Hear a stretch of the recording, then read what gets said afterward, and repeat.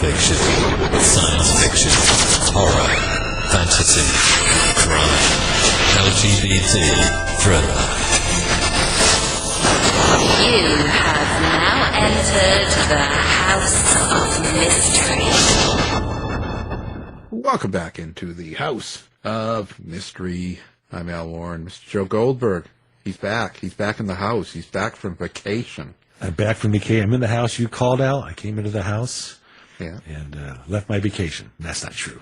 I finished my vacation. I'll do a lot for you, but I won't leave my vacation. No, that's too much. We don't get enough of those. And, you know, life's short. So take it.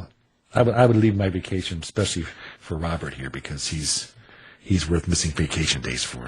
Well, there you go. You got that? I gave that to you. That's I should have had that last week. What a way to start. What a way to begin. I'm here for you. We've got quite the guest here. He's, directed, written screenplays. He's had a huge history in Hollywood, and he's got a new book. It's called Black Sun, Day of the Humanoid. And let's talk to him. Robert Boris, thank you for being here. Thank you for having me. It's a pleasure to be here. It's an honor to be amongst you guys, and I feel very lucky. Oh, we're privileged, actually. It's thrilled to talk to you. You've done so much work. I'm probably the last of a dying breed in Hollywood, because most writers, especially in this day and age and the way the landscape currently works, once you establish a genre, if you want to keep making a successful income and keep expanding your income and your power in a way, you follow that genre. You do it again and again and again and again. Whether it's helped my career or hurt it, I've enjoyed the life, and I've lived the life of a storyteller. If I find the story leads me, not the desire to be of a certain kind of master of a genre. The very first thing I ever wrote was a cop thriller and a character thriller, which was called Electric Light and Blue. It was about a short motorcycle cop. It starred Robert Blake.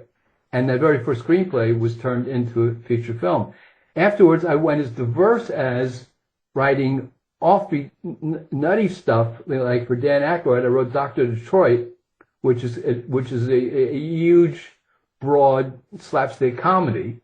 At the same time, or shortly thereafter, I went off and I researched and did a thing called Blood Feud about Bobby Kennedy, who became the Attorney General of the United States, and Jack was his brother, and he waged an incredible war on organized crime, and it actually was one of the most successful Attorney Generals in the history of this country about taking on major mob figures, not just second bananas, but the big guys. And he was a threat to them. And so I was fascinated by Bobby. I was fascinated by the Kennedy administration.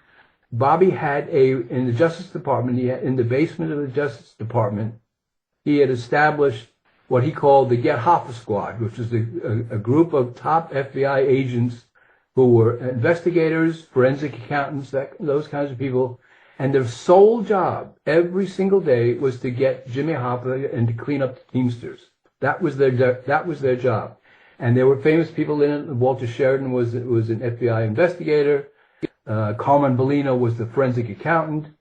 And I went to Washington. These were years later, after Bobby had been killed, Jack had been killed. This was years later, in the 80s. I went, and I'm probably the last person who actually met all of these guys who worked in the Get Hoffa Squad, and I interviewed them.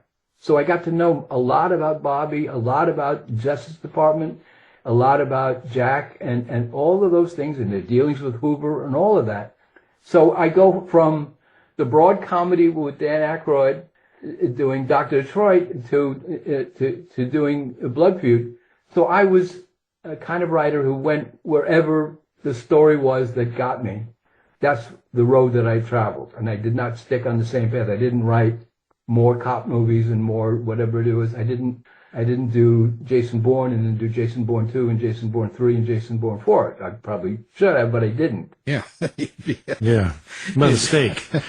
Yeah. Well, it's interesting. You know, I was just watching your Electra Glide Blue. I was just watching it a couple of times because it's old shows and it's from the 70s, and so I was watching that, and Robert Blake looked really good. I think that was the best shape I've seen him in. A fascinating character. I worked with him twice. I worked I wrote Electric Light and Blue, and when I had written that story, I was a biker in New York. I had gone to college. I was a troubled kid. I was taken out of my home. I was put into a reform school.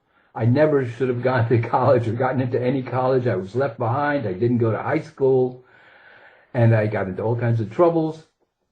But finally, when I started to organize my life and try to make it a little bit better, went from a reform school to a halfway house in New York, and I applied for one college because I knew it was the only shot that I ever had, which was a place called Carnegie Tech in those days. Now it's Carnegie Mellon, but it had a drama department that's probably the best undergraduate drama school in the country. So I took a shot at it. I did some acting. I wrote a couple of plays. Not only did they accept me in spite of all my problems, but they gave me a full scholarship. So I went to college. Coming fresh out of college, I wanted to write, and I became basically a biker, and I worked in advertising, and I started to work quite well. I was making some money, and I'm going like, hey, I could live this life. It's good, but it's not what I really want to do. I want to write movies. And so I quit, and I went I took my bike, and I tried to go cross country and see what I could do on my own. I mean, could Easy Rider survive? And I took a ride, and during the course of that experience, I saw all these things, especially in Phoenix, about a cop being killed. So when I stopped and I came back to New York, I decided to write based on the story of that cop being killed by what they said were hippies in a Volkswagen bus. So I wrote that script. And in those days, I called it Pig. But I told it about a short, overachieving motorcycle cop because somebody told me Dustin Hoffman was looking for a movie. And I thought he had never been offered I'd never seen him in a cop picture.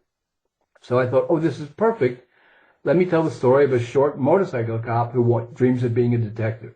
When United Artists read the script and decided they wanted to make the movie, which was a thrill beyond belief, I was really excited. I became involved with the producers, and I was part of the casting process because it was my baby in a lot of ways, and the people that optioned it for me gave me a kind of a co-producer or associate producer credit.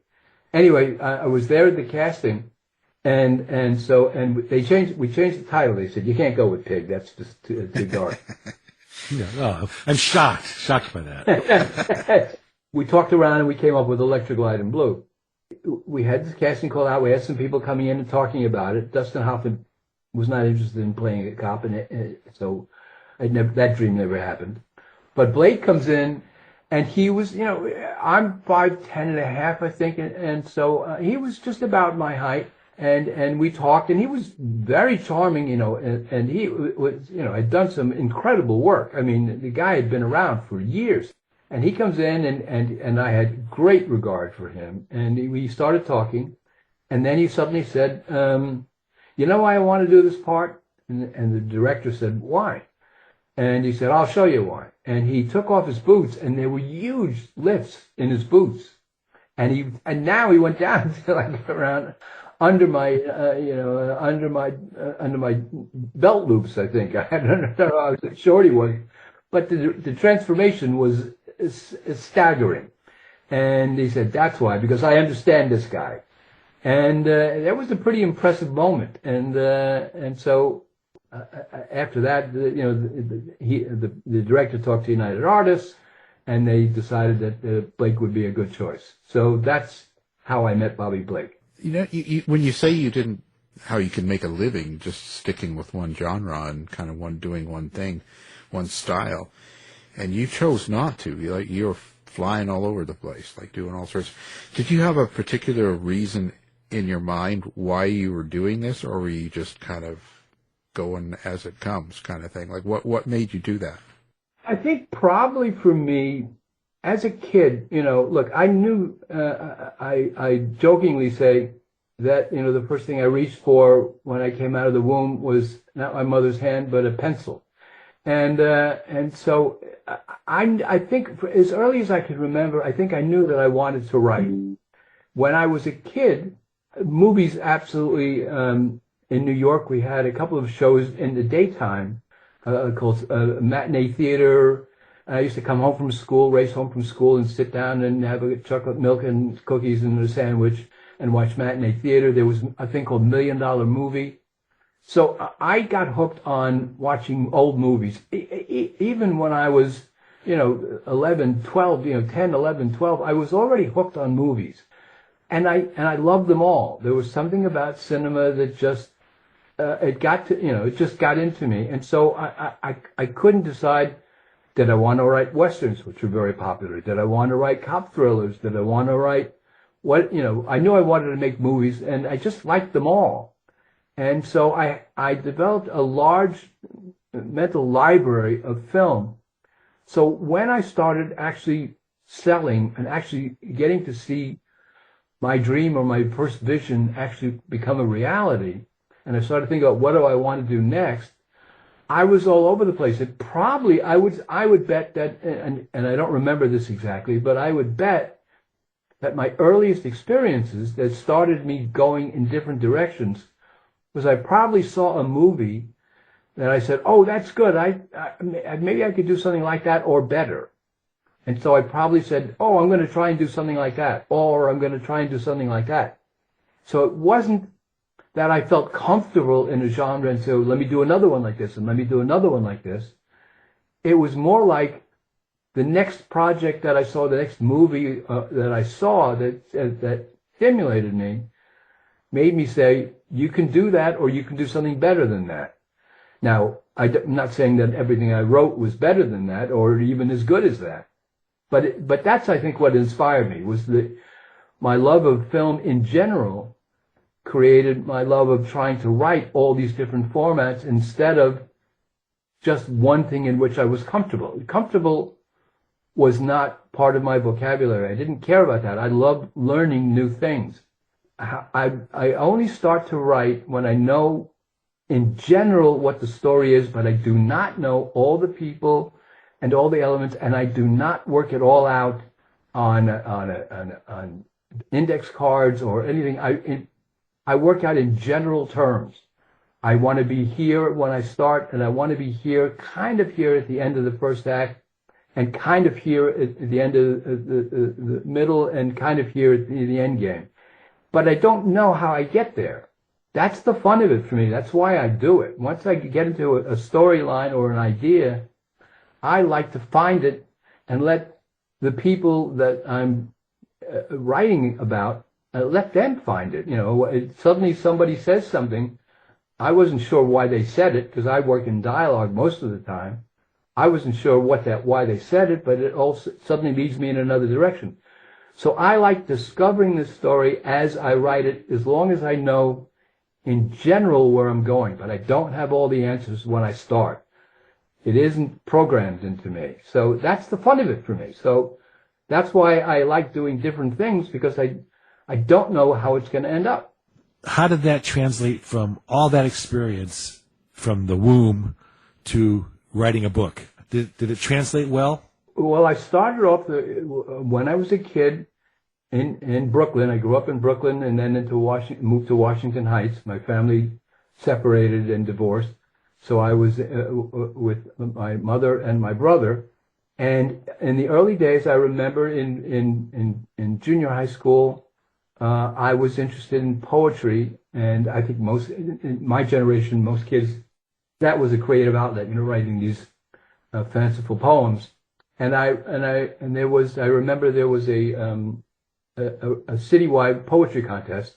So I wrote a poem that came in like second or third place, something like that, and it was published in the anthology of New York City, school poetry and that kind of thing. So I started writing that, and that led to I met a wonderful girl in class because she read a couple of my poems, an African American girl who was absolutely terrific, and she wrote sexy stories in those, 10-cent composition notebooks, if you remember when you were a kid, that had this kind of black and white, kind of zebra or jaguar black and white covers, and they were soft covered.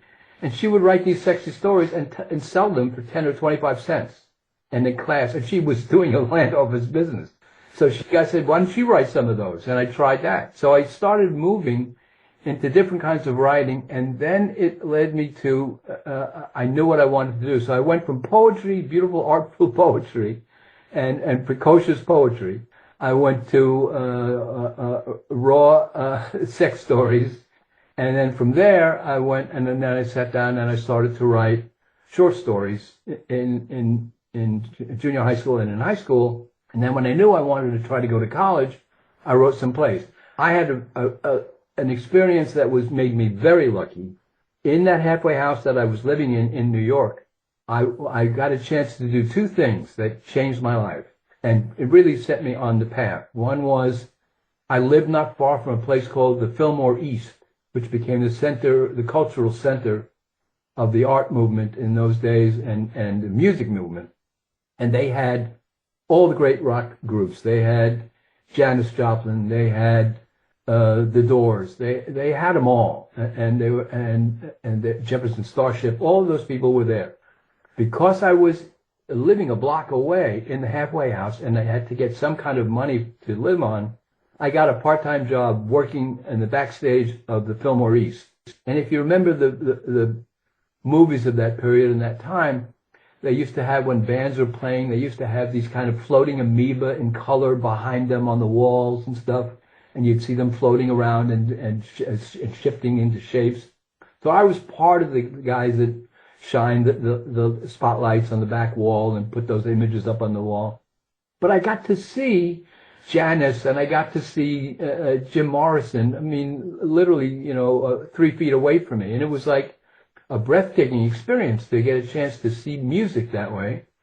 And then because of my experience there, I met some people that worked at a place called, not far from there, which was on 14th Street, and I was on 9th Street in the halfway house. I met people who were in what's called the Living Theater, and that also became legendary. And the Living Theater had a husband and wife team, Judith Malina and Julian Beck. And you can look up these names, and they did some Pulitzer-winning plays. They did The Brig. They did the famous Shirley Clark did the Connection about drug addicts being assembled in the theater. The story was that the producer was showing an audience, here are these drug addicts, and I want you to see what they really go through. I promise to get them a connection. The guy's going to bring them their drugs, and I want you to hear from them what they're really like, because we're all hearing about drugs these days. And then these people, and then the actors, began. You didn't know that they weren't drug addicts. They were wonderful performers, wonderful actors. And during the break, while they're still waiting for Godot, still waiting for the connection, and it was the act break, the audience went into the lobby and they had a drink or they had a bite to eat, and then these actors came out into the audience and they bummed money. And so they continued the illusion. And then they went back in there, and then finally the connection came. And it was, because that's what you have to believe, especially in the movies. But I discovered a story, probably thanks to the internet, and probably thanks to finding things out. But on December 7th, Japan attacked Pearl Harbor, and so we declared war. But 3 days later, December 10th, Orson had a secret meeting with Nelson Rockefeller, who was in charge of South America and relationships between our government and South America, and they had a secret meeting that nobody really knew much about. And basically, what I found out, and which I found out is true, that much I could discover, was that they asked him to that a lot of ships that were taking oil from different parts of South America and trying to bring them to the States or to other countries where oil was needed for the war effort, they were getting sunk near Brazil. And so somebody was giving information from Brazil, was giving information to the Nazis. And the U-boats were blowing the crap out of our tankers. And probably Exxon or whatever it was, probably owned by Rockefeller anyway. So they said, we need to know who is a sympathizer in the Brazilian government who is giving away key information. So Rockefeller asked Orson to go to Brazil. He knew that Orson was going to be invited to the presidential palace, and see if you can find out who the Nazi sympathizers are, see if you can identify them, basically for the American government. So in essence, on December 10th, Orson Welles was asked by the United States president and by Nelson Rockefeller to go to Brazil and be a spy. Nobody knows this. Nobody talks about it.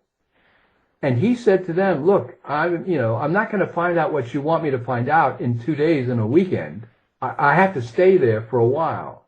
And why don't you, and they said, how do we do that? And he said, well, I want to pick up some footage. Tell them I want to get some footage. I want to make a movie in Brazil and do it through RKO.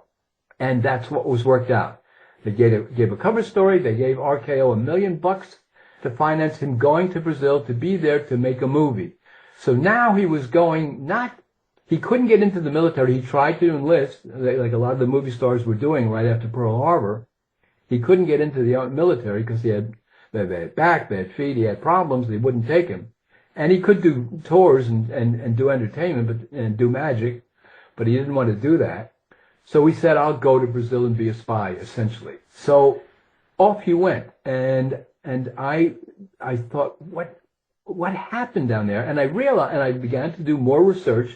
And what I realized was that the one person that hated him more than anyone on the face of the earth was Hearst, because of Citizen Kane. He thought Citizen Kane was a mockery of him and his life. And Hearst owned, 275 newspapers. So when Orson went down to Brazil, he did what he needed to do to get into the right places and to be popular amongst Brazilians and amongst the government. So he went dancing in the streets. He went dressed up to big balls and big parties at the palace. He was seen dancing with black women and at different carnival events.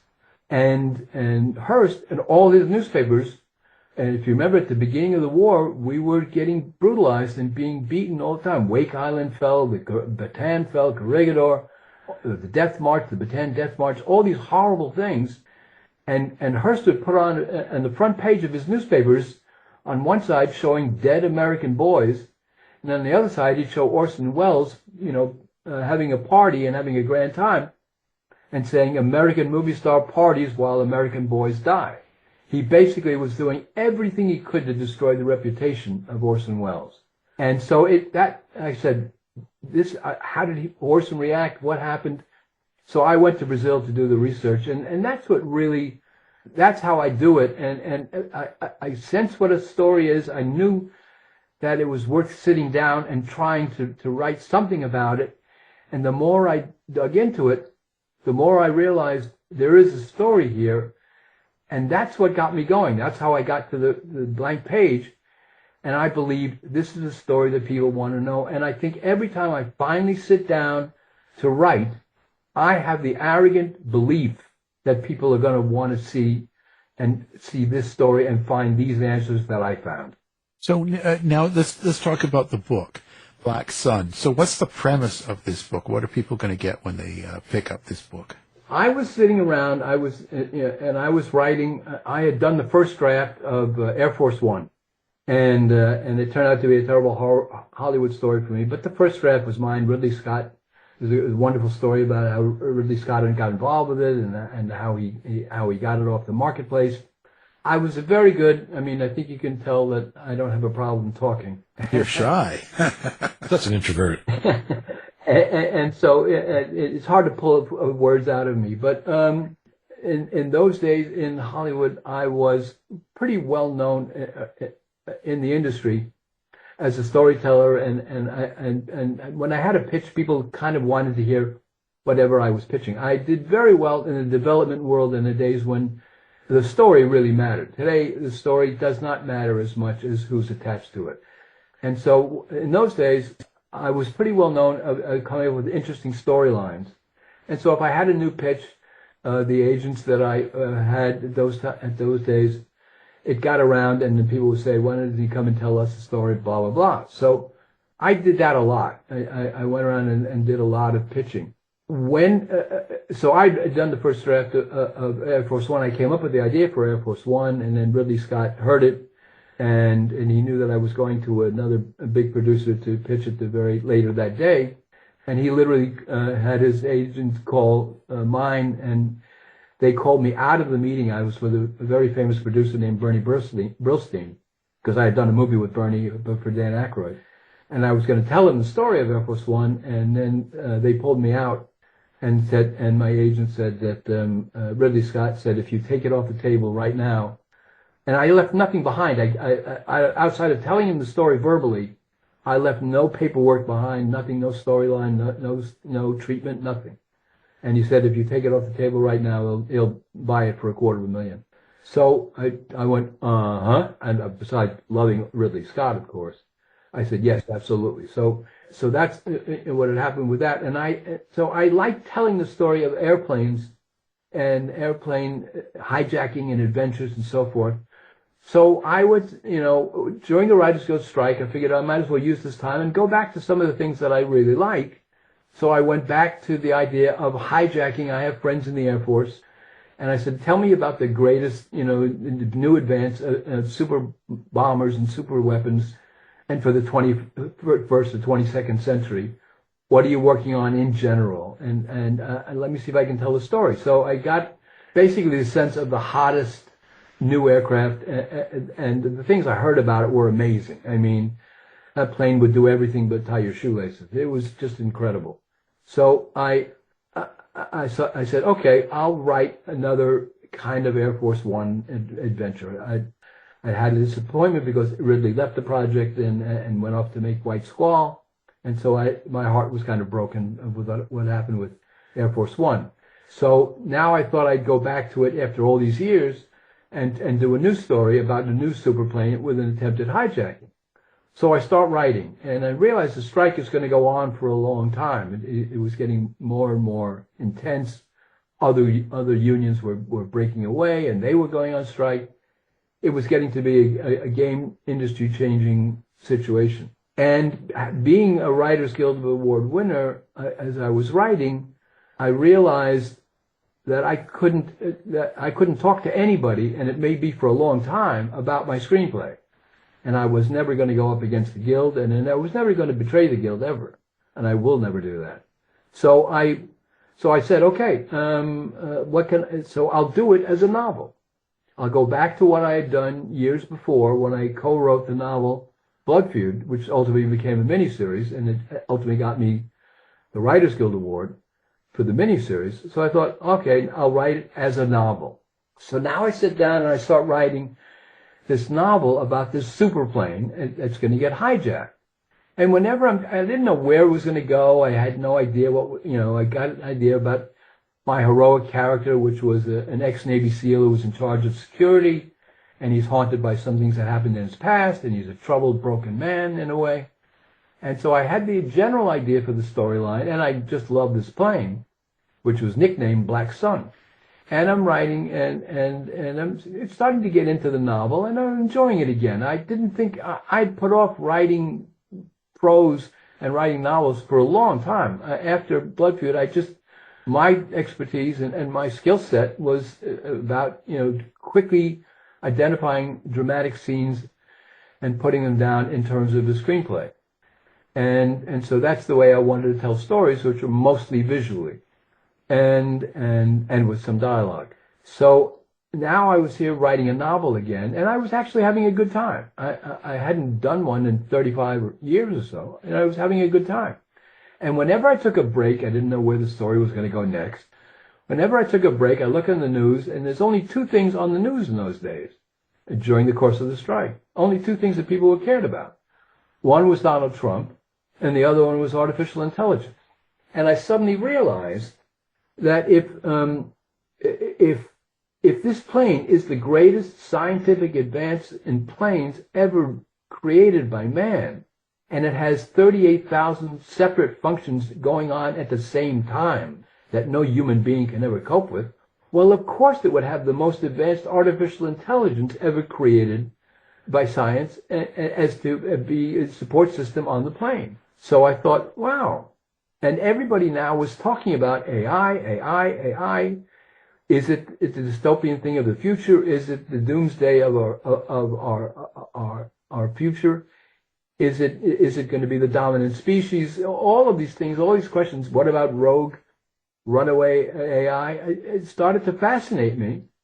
And so I'm sitting there and I'm writing and I continue a certain section of the novel, and I suddenly realize if the bad guys try to seize the plane, and my hero, my human hero, tries to stop them and regain control, and I realized, well, of course he would be working with the artificial intelligence on board, and together they defeat the bad guys. So now here I am, about page 50, page 60. And the thriller's been pretty good, but the bad guys are caught. So where do I go from here? And this is what I told you about, is not knowing what happens next. And I like finding that out, like anybody in an audience wants to find it out. And if it excites me, then maybe it'll excite the audience. Or I believe that it would excite the audience. And I suddenly said, okay, I got to take a turn. And now what's the turn? Well, the AI will say, it sees control of the plane because it says, the one thing this hijacking, even though we succeeded, has proven to me, it shows that human beings are incapable of protecting this aircraft. And the reason I was created was because I was designed to protect this plane at all costs. And you humans can't do it. So I'm taking over the plane, all the flight, all the weapons, all the systems. I will be in charge of it from now on. And they, of course, are on board, are all in shock. And the Pentagon, because there are VIPs aboard, including the President of the United States, who wanted to see what they'd spent $12 billion to create. She wanted to see what this plane was all about. And it was a short trip that it was on, and going right back to Andrews. And now the plane was seized, and she's aboard.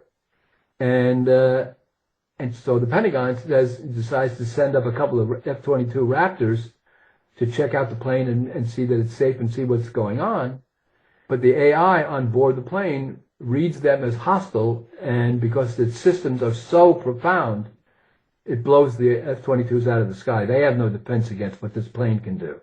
And it blows them out of the sky. And suddenly I had a rogue and runaway artificial intelligence in charge of the most potent weapon ever created in history. And basically he and that plane are against the world. And as I sat down and leaned back and said, I thought, I now have the concept. The most advanced AI unit ever created by science seizes the deadliest warplane ever built by man, and then threatens the entire world and the future of mankind. I wanted Black Sun to be a non-stop, relentless action thriller, a page-turner that kind of would grip the reader with a cold finger, icy cold fingers, and won't let go.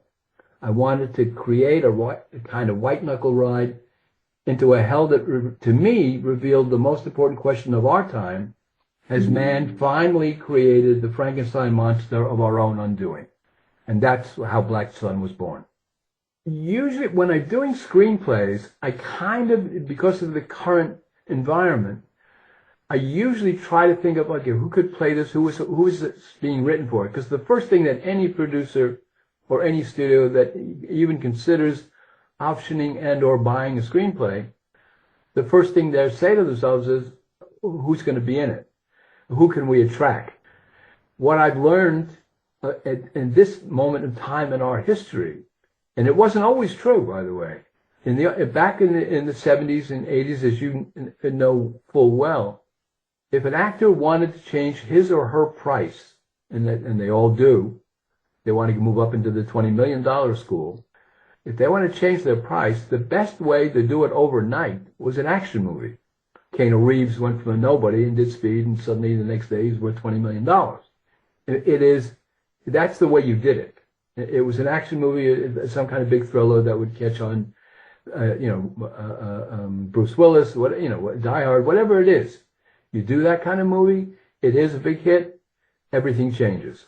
Today, take a look at who's winning all your Oscars and all your awards and all your Emmys and Golden Globes and everything else. It's real people. Most of the characters that have been winning Oscars and strong attention have been stories about real people. So I find that's when I'm either writing a screenplay these days, I'm thinking about who the actor is going to be and who will attract. And now, because people are interested in the actors know that they can change their price by being in a highly credible historical piece, a true story, and you do magnificent work in terms of true crime. We should work together sometime on the screenplay. But nonetheless, what came out really is clear these days is that if you have a true character, something that really happened, it has a better chance of attracting major talent. And that gives you a better chance of getting a movie made. So when I think about it in a screenplay, I'm visualizing actors for sure. When it comes to the novel, I don't really put any picture in my mind. I kind of have a sense of who the characters are, but I don't use emojis or images or put up a picture of an actor on the wall or something like that. I don't really do that. I think what I try to do is get a sense of their speech pattern, and that's one of the things that I think I work on the most. And maybe I have some sense. I don't do an elaborate bio. I know a lot of writers go, he went to school here, and he did this, and he got a B in this, and he got an A in this, and he cut a lot of this. I don't work out an elaborate bio. I have a general idea of the history of the character, but I think again, once I start writing and I hear his voice through the dialogue, so it's really not his voice to me as much as it is his speech pattern, although I guess you can call that the voice.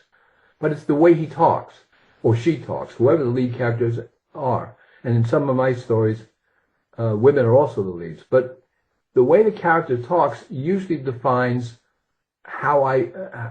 what I hear. I don't hear anything other than the kind of language and their frame of reference. Sooner or later, we all use frame of reference culturally, movie, music, whatever it may be, food, wines, whatever it is. Playing chess, Capablanca versus Fornerov, remember that game? Whatever it may be, that's what usually defines the characters for me, and that's what I see. Well, so do you have any challenges writing, like, say, a woman lead? Do you ever come across that? Or what do you do to prep yourself for something like that? That's an interesting question. Some people will say, and probably so, in the earlier things that I did two things. The first one I did very strongly, which I cared about a lot. Again, it was finding a story. I was, and I'm going all over the place. I want people to know about Black Sun, obviously, but I think it's important. I want to talk to writers. I think it's important to say how you go about this. I was very interested in women pilots during World War II. What did they do? I knew that there were waves for Navy women. There were all kinds of, there were WACs. There was all kinds of stuff. What did women pilots do? Well, there was they were called WASP, Women's Auxiliary Service Pilots, and they came together to fly domestically because they weren't allowed to fly in combat. That was Congress passed that rule. Women could not be in combat. And so, but they could take care of flying responsibilities domestically so that the men could go off and fight. That's true. And I knew that was true. So I was interested in that storyline. And I did some research on the WASPs. And I found out that they did all kinds of flying domestically. They had tons of troubles. And I go, well, there's a good story here. And I want to talk about women and the contribution that they made during the war. And people need to know that. And so I was fascinated by what they were doing. And a lot of it was domestic stuff. There were men who clearly, at different airports, when they heard that a woman was coming in to land a bomber, at their airport, in Sheboygan, they were reluctant to bring him down. There's a holding pattern, there's this. And there are one or two cases, truly and tragically, that women pilots said, I'm running out of fuel, I've got to bring her in. And they said, you'll wait your turn. And there have been crashes that women were killed. And it was because there was a real resistance to women flying. I'm not saying that was prevalent, but I'm saying it did happen. And so I was fascinated by the struggles of women who were flying during that period of time. So I did more research. I didn't know where my story would be.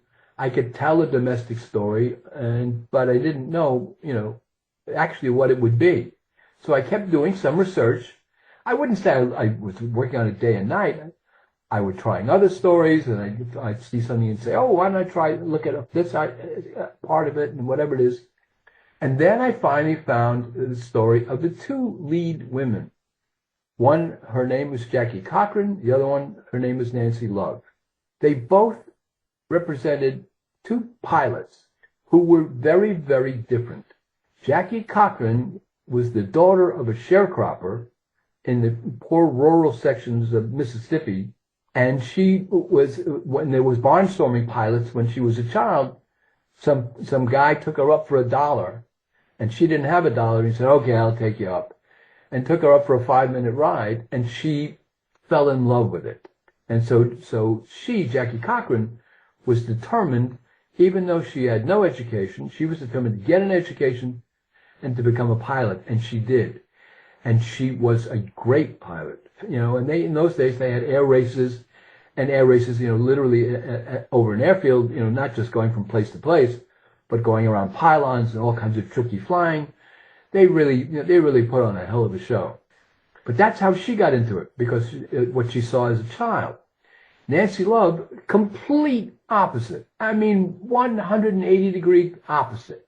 Nancy was the daughter of a very rich family, very powerful, very rich. She went to Vassar. And at Vassar, one day or evening, she was at a lecture hall where Amelia Earhart was giving a lecture. And that flipped her mind around. She goes, I want to do that. Amelia Earhart gave her a sense of meaning, a sense of worth, a sense of drive and ambition. And so Nancy became a pilot because of her wealth and because she needed a goal in life, not just having it handed to her on a silver spoon.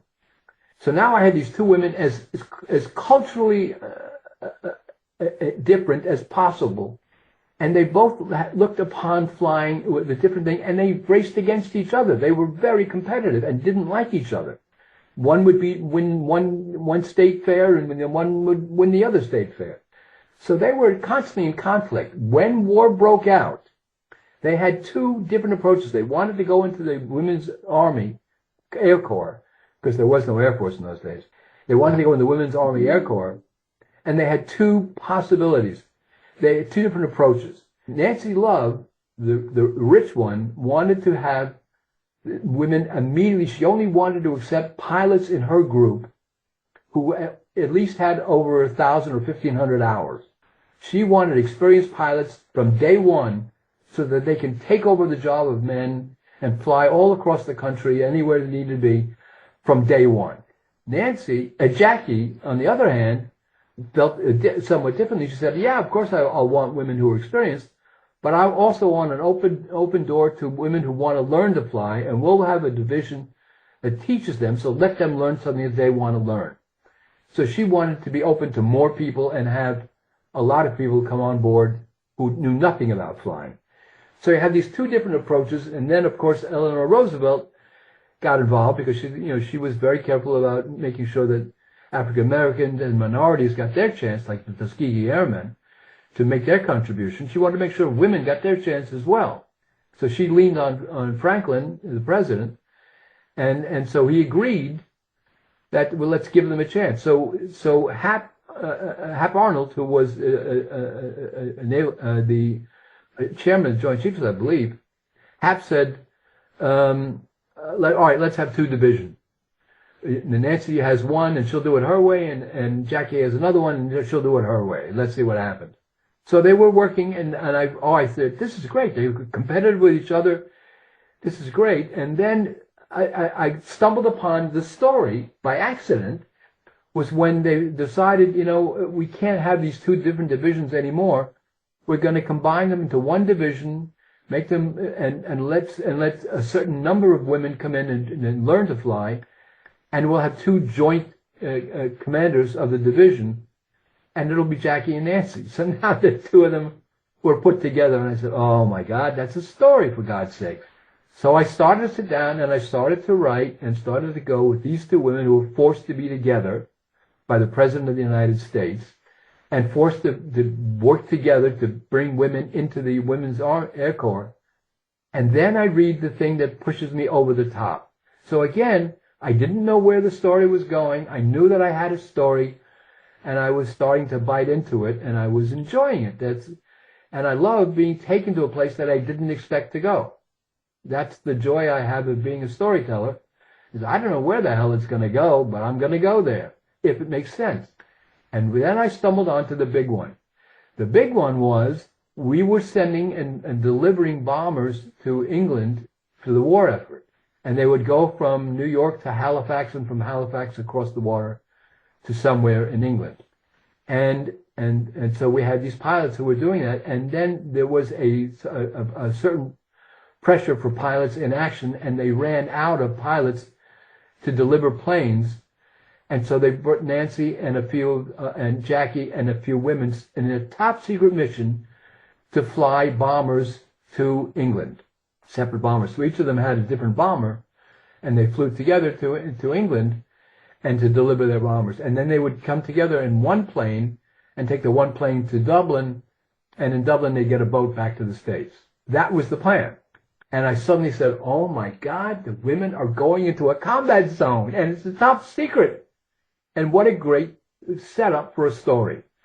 So that's how I wrote a script called Bombshells, about women who were now on this, being secretly put into this place and going to Halifax, and then being flown, and then flying their bombers to secret bases in England, and then getting together on one plane to fly to Dublin, and a storm blows them off course, and they end up over Nazi-occupied French territory, and they get shot down. Now I have 7 women on their own, on the run, avoiding the might of the Third Reich. And I said, well, that's a movie. And then I had a movie called Bombshells. It's interesting.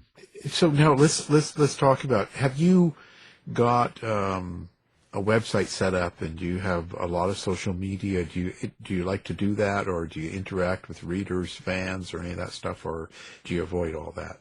Most of all, what I wanted to do was look, every author knows in this day and age that it's important to have a kind of author's page, an author's website. Most authors, especially the ones that aren't established yet, which I am certainly not an established novelist. I'm just a beginner. But I've gotten some very good reviews. Black Sun has been nicely received. Kirkus really responded well to it. I'm very pleased with the early reactions to the book, and I think it's a really strong, a page-turning thriller. And it's a real, a doomsday thriller, which I think is wonderful. And I wanted to build a website to talk about my novel. So I did. I have a website, which I would love it if maybe you talk about it or post it at some point, but it's called Hollywood, not Hollywood, but HollywoodMedia.com. And I decided I wanted to do it for writers. I feel that I want to give something back after all the years of experience that I have of working in Hollywood, of writing scripts, now of writing books. I wanted to give writers a chance to do something and to be helpful into them finding their own voice. And I think I can do that. I can't make anybody a great writer, but I do think that with my experience, we'll do coverage, we'll do other things. I have all kinds of services for writers. They should check us out and go to HollywoodMedia.com and get to see the services we offer to writers, and also that we have web pages for me and for other writers to have their own web pages, and they don't have to go building their own website. They can have their own web pages and their own author's page just for them on my website. So I want people to come to HollywoodMedia.com. I talk mostly about Black Sun and the new novels that we want to work on, and I want to help people write their own novels and their own screenplays. And we have a wonderful executive staff who will be looking at the projects that were coming up from our writers. So I have that website. I have worked really hard. Most of the stuff that's on the site at the moment in terms of produced material are some reviews of Black Sun, a video I have for Black Sun, some stuff that I'm going to do some postings and blogging so I can help writers with, especially telling true stories. So I think that's very important. So yes, I have that. Black Sun is, I'm talking with a production company who's interested in turning it into a miniseries, and no final decision is made as of yet. And so we're working on that. And I've got other stories, especially about, different people who made, like Bombshells. Again, another true story is that Eleanor Roosevelt wanted African Americans who wanted to be tankers, and they were not allowed. And Patton was not willing to take any African American minority tankers into his Third Army Corps. The president forced him to do so, and so he created a group of all black tank units, and they became, their nickname was the Patton's Panthers. But he kept them at Fort Hood in Texas through most of the war. But when the Battle of the Bulge turned, and that we were suddenly in a lot of trouble, and he lost like 30% of his tank force, he needed tanks in Europe as soon as possible. So he said, hell, bring them out, and just whatever they do, they do. And so he brought out the tank unit, and they became the scourge of the Third Reich. They hated the Black Panthers. These kids were brave and daring and courageous. And it's time we know, and I'm tired of hearing that, let's erase the black contribution or a minority contribution to World War II and any place else, and have their books about them kicked out of libraries, at the Naval Academy. That's nonsense, and that's madness. So I wanted to do something about that, and so I'm working with a company called Patriot Pictures and a producer named Michael Mendelson about doing something about the all-black tank brigade. And they were called Patton's Panthers, and they were the 761st. So I want to talk about new projects. I want writers to come to us and help them to develop their own new projects. And Black Sun is beginning to take on a life of its own. I think it's got a strong base, and it's the story of our time. And I think I try to answer some of the concerns and fears, because whereas AI can be an incredible help to our civilization, if there aren't limitations, it can be a threat. And so I'm trying to talk about that and talk about the good that it can do, and give some possible solutions to the evil it could do if it's not controlled. I think Black Sun is an important novel, and I'm very proud that it's the first one that I've decided to come back with. Well, fantastic. Now we're going to have your website and your book up on ours so people can find it and find you easily. The book, Black Sun, our guest, Robert Boris. So thank you for being on the show. Thank you for having me, you guys. It's an honor to be with you, and I hope we can continue to talk in the future, and I'd love to talk about your stuff as well. This has been a production of the House of Mystery Radio Show. To find out more about our show, guests, or hosts, go to our website at houseofmysteryradio.com.